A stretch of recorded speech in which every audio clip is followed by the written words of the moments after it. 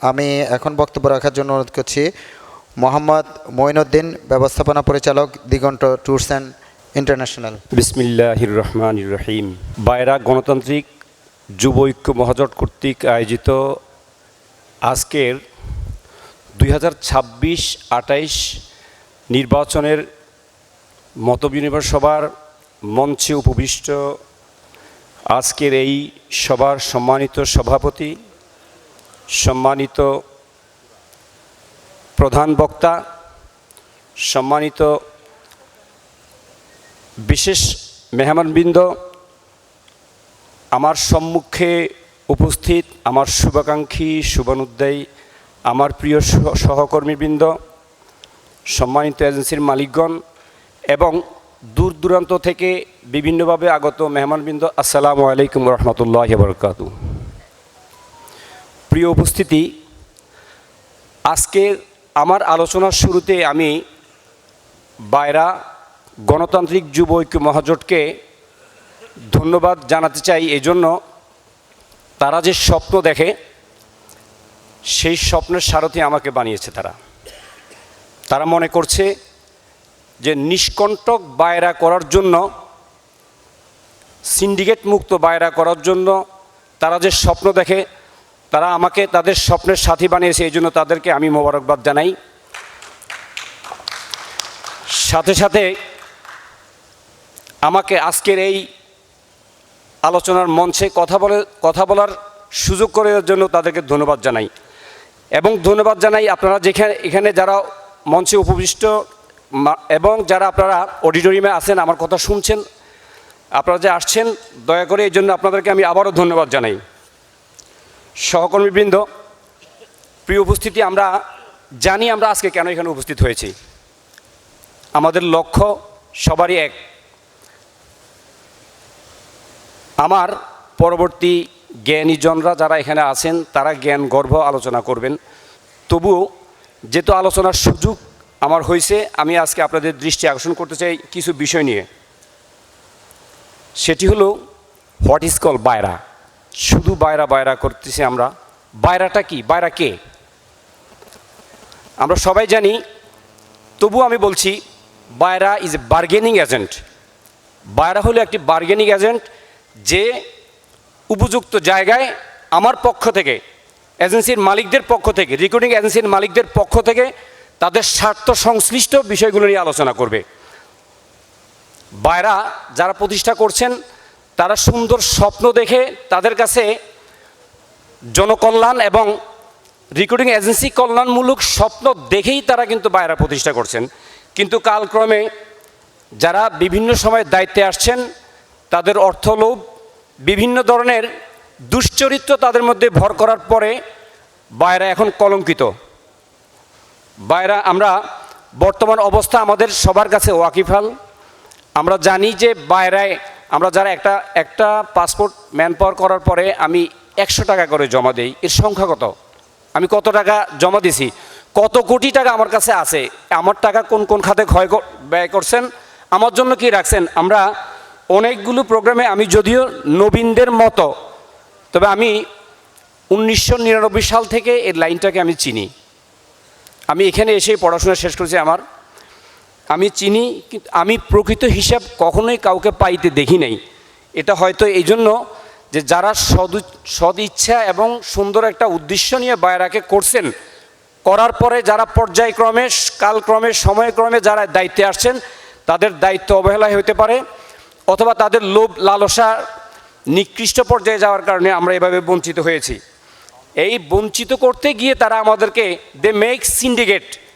What is syndicate? সিন্ডিকেটকে আমি একজন মুসলমান হিসেবে বলি, সিন্ডিকেটকে ইসলাম সর্বদা না করে। কারণ প্রত্যেকটা সিন্ডিকেটের উদ্দেশ্যই হলো অসৎ। সিন্ডিকেট হলো আমি আমার ভাইয়ের রক্ত, ভাইয়ের গলার মধ্যে কামড় দিয়া আমি ভাইয়ের সব রক্ত খেয়ে ফেলবো। আমার ভাই জাহান্নামে যাক, আমারটা আমাকে দিয়ে দাও। আমি আমারটা খাবো, আমার ভাইয়েরটা শুদ্ধ খেয়ে ফেলবো। Is call syndicate. আমরা জানি যে বিভিন্ন ধরনের সিন্ডিকেট আমাদের এই ব্যবসাকে, আমাদের নতুন নতুন যারা ব্যবসায়ী আসতেছে তাদের জীবনকে বিষিয়ে তুলছে। এই পরিস্থিতি থেকে আমাদের উত্তরণের পথ খুঁজে বের করতে হবে। আমি মনে করি যারা আছেন বিজ্ঞজন তারা অবশ্যই আমার কথাগুলো শুনছেন এবং তারা সেভাবেই পরবর্তীতে আমার কথাগুলোর আলোকে জবাবও দিবেন ওনারা। সেটা হলো, আমি মনে করি যে সৎ এবং যোগ্য নেতৃত্ব প্রয়োজন আমাদের। সবাই বলে আমি সিন্ডিকেট বিরোধী, আমরা যাদেরকে চিনি, যাদেরকে চিনে আসতেছি, আমি যার যার প্রোগ্রামে গেছি, তারা সবাই বলছে, হাব আটাব থেকে শুরু করে বাইরা যেখানে গেলাম সবাই বলে আমি সিন্ডিকেট বিরোধী। এরপরে সে ওখানে যাওয়ার পরে ওই চেয়ারে যাই আবার করে সিন্ডিকেট। তা আমি মনে প্রাণে বিশ্বাস করি এবং আমার বিশ্বাসের জোরে আমি এখানে আসছি যে আমরা আসলেই সিন্ডিকেট বিরোধী। তারপরেও আমার নেতা যিনি মঞ্চে উপবিষ্ট আছেন তারা বলবেন আমরা কেন সিন্ডিকেট বিরোধী এবং আপনারা কেন বিশ্বাস করবেন যে আমরা আসলে সিন্ডিকেট বিরোধী। আর একটা বিষয় হলো, অনেকে আমাকে বলেন যে আমাদের যে আরও 2টা প্রতিপক্ষ আছে, আমি সবার প্রতি সম্মান রেখে বলছি খুবই তারা নাকি শক্ত প্রতিপক্ষ। আমি সৈয়দ ইসমাইল হোসেন সিরাজির একটি প্রবন্ধ পড়ছিলাম যে আত্মবিশ্বাস ও জাতীয় প্রতিষ্ঠা। আপনি যদি মনে করেন যে আপনার দ্বারায় বায়রা চালানো সম্ভব, এই কথাটা আপনাকে আগে বিশ্বাস করতে হবে। আপনি মনে করেন যে আপনার দ্বারা পুরো বাংলাদেশকে লিড করতে হবে, আপনি বাংলাদেশকে লিড করার যোগ্যতা রাখেন, এই বিশ্বাসটা আপনাকে আগে করতে হবে। আশেপাশে কে আছে সেটার দরকার নাই, যে আছে আপনার সাথে শক্তিশালী, তার শক্তির উৎস কথা এটা সবাই জানে, আপনিও জানেন। সুতরাং তাদের শক্তির উৎসকে ভয় পাওয়ার কোনো কারণ নাই। আপনাকে নিজের প্রতি বিশ্বাস রাখতে হবে যে আমি পারবো। যদি আপনি এটা মনে করেন তাহলে সবই সম্ভব। আমি আরও একটা বিষয় বলি যে শুধু পড়ে আছি মালয়েশিয়া সৌদি আরব, মালয়েশিয়া সৌদি আরব, আর কিছু চোখে দেখেন না? আর কিছু চোখে দেখার মতো কোনো সুযোগ নাই? নতুন নতুন শ্রমবাজার খুঁজে বের করেন। নতুন শ্রমবাজার খুঁজে বের করার জন্য পুরুষ দরকার, যে পুরুষ মনে করবে যে আমি এতজনের দায়িত্ব নিছি, এতগুলো রিক্রুটিং এজেন্সির দায়িত্ব নিছি। শুধুমাত্র রিক্রুটিং এজেন্সির মালিকরা যে এখান থেকে খাবে শুধু তা নয়, আমার এখানে আমার অফিসে যে চাকরি করে, যে ছেলেটা চাকরি করে, আমার যে পিয়ন আছে, আমার এই পিয়ন 12,000 টাকা বেতনে চাকরি করে, সে শুধু নিজে চলে না, তার সন্তান চালাচ্ছে, তার পরিবার চালাইতেছে। সুতরাং আমি যদি বিল্ড আপ হই, আমি যদি কিছু ইনকাম করি, শুধু আমি একা তো খাচ্ছি না, আমি কতজন মানুষের জীবিকার ব্যবস্থা হচ্ছে আমার মাধ্যমে। আমার মনে হয় আমাদের নতুন শ্রমবাজার খুঁজে বের করা উচিত। যারা আমাদের এই মঞ্চে আছেন তারা জ্ঞানী, তাদের অনেক অভিজ্ঞতা আছে, তারা তাদের অভিজ্ঞতার আলোকে আমাদেরকে এই কথাও বলবেন যে কিভাবে নতুন শ্রমবাজার খুঁজে বের করবেন। আমরা কিন্তু উন্নত রাষ্ট্র নয়, আমরা উন্নয়নশীল রাষ্ট্র। আমরা অনেক উন্নয়নশীল রাষ্ট্রও আছে যারা আমাদের দেশ থেকে লোক রিক্রুট করতে চায়, ওনাদের কাছে সকল তথ্য আছে। তারপরেও আমি আমার কথা বলে যাচ্ছি, ইনশাল্লাহ আমরা এই বিষয়ে কোনো দিক নির্দেশনা পাবো ওনাদের কাছ থেকে। আরেকটা বিষয় হলো, আমরা যখন নতুনের কেতন উড়ে, অর্থাৎ হলো আমরা যখন কালবৈশাখী ঝড়ে যখন গাছের পাতাকে তছনছ করে দেয়, এর পরের দিন আপনি যায় গাছের গোড়াতে যায় দেখবেন, আগার দিকে তাকাবেন, দেখবেন নতুন শাখা গজাইতেছে। যারা আমাদের এই বায়রাকে তছনছ করে দিছে, আমাদেরকে অনেক কিছু থেকে বঞ্চিত করছে, তাদের এই তছনছ করার পরে আমরা যদি নতুন নেতৃত্বে আসি, আমি আশা করি, আমি আশাবাদী যে আমরা শীঘ্রই দেখব যে গাছের প্রত্যেকটা শাখায় শাখায় নতুন পাতা গজিয়েছে ইনশাআল্লাহ। আমি নতুন নেতৃত্বকে জবাবদেহিতা আনার জন্য আমাদের বিজ্ঞজনদেরকে বলবো যে নতুন নেতৃত্বে যারা আসবেন তারা যেন জবাবদেহিতায় থাকে। কারণ জবাবদেহিতায় থাকলে আপনি বুঝতে পারবেন যে মানুষ আপনাকে সাপোর্ট করে ভুল করে নাই।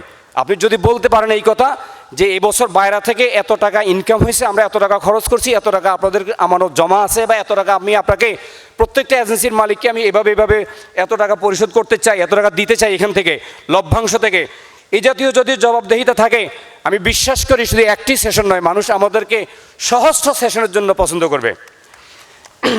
আমি একটি বিষয়ে মনে কষ্ট পাওয়া থেকে কথা বলতে চাই। আমার এখানে অনেক ভাই আছেন যারা সৌদি এম্বাসিতে এনলিস্টেড অথবা বিভিন্ন এজেন্সিতে এনলিস্টেড। আমরা তো বুঝি যে আমরা এম্বাসিতে ঢুকতে পারতেছি, কিন্তু আমার এমন অনেক ভাই আছে যে স্বপ্ন দেখে আমি প্রতি জমায় 20টা করে পাসপোর্ট জমা দিব, 4 সপ্তাহে 4 80টা পাসপোর্ট জমা হবে, এই দিয়ে আমি আমার ফ্যামিলি, আমার আশেপাশে আমার অফিস স্টাফ যারা আছে এদেরকে নিয়ে আমার ফ্যামিলি চলবে। এদেরকে অ্যাডভান্স হতে দিচ্ছে না, কারা দিচ্ছে না? আমরা কি এম্বাসিতে কথা বলতে পারি না? এম্বাসি আমাদেরকে কোনো সম্মানই দেয় না। এখানে 2022 সালে আমার একটা অনুবাদ সেন্টার আছে, দিগন্ত অনুবাদ, আপনারা অনেকে আমাকে ওভাবে চিনেন।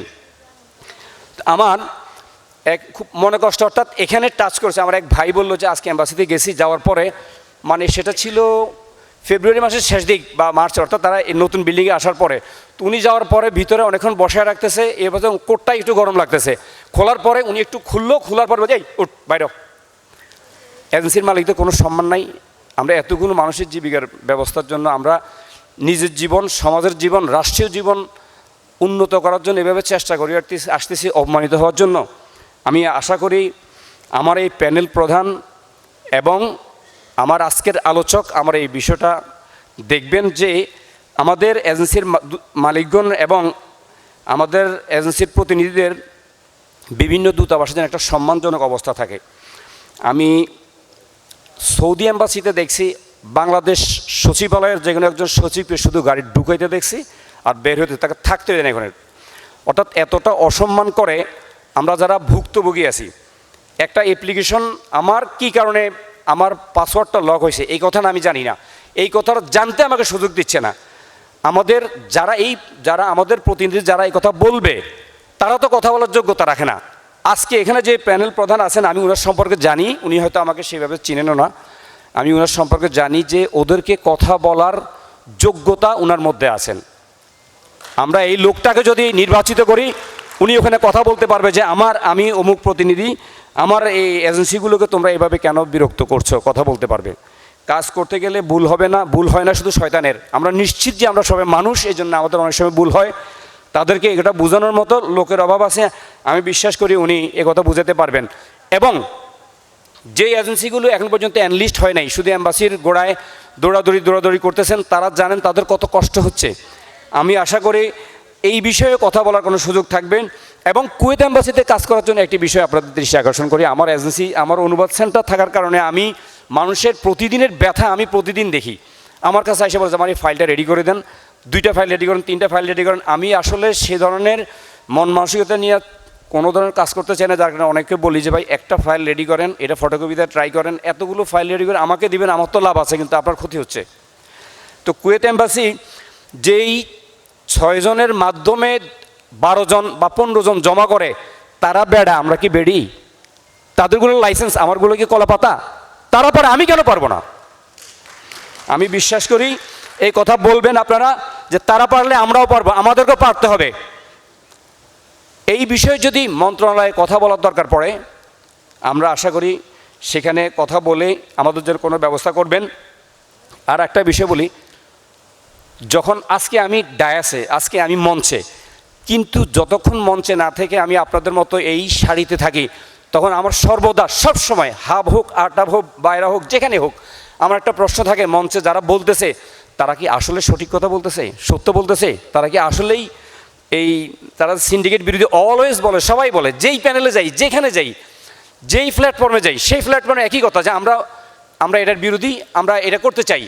আমার তখন প্রশ্ন থাকে যে আসলেই কি আমরা এটার বিরোধী? আজকে কিন্তু আমি ডায়াসে আসার পরেও কিন্তু আমার ভিতরে সেই প্রশ্ন আছে। আমি আশা করি